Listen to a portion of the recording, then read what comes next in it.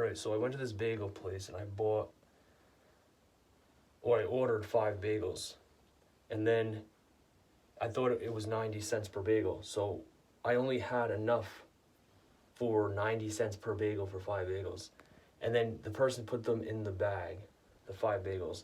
And then when it came up, it was actually $4.75. And I would have paid the 75 cents like instead of the 50 cents. I didn't have the money physically. I didn't have a card with money. I only had the amount of money that I had.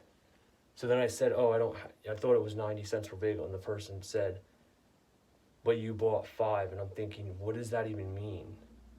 90 cents times 5 is $4.50.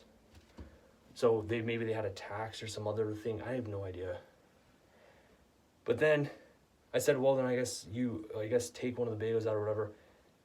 And then they actually took the bagel out, and I'm thinking, I've been in this bagel place so many times, probably spent $500 over the years or more. Been in there so many times, sometimes twice a week. And then it's like I've let them have change too, and they have to recognize me. How would they not recognize me? I've been there so many times.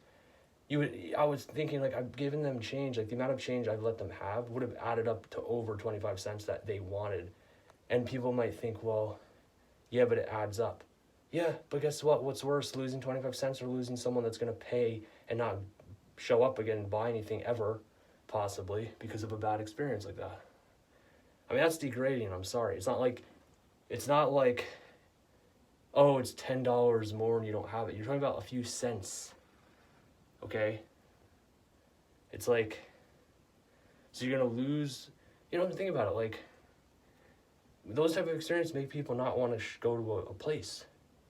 I don't even like going there in the first place because the customer service is horrible for the most part.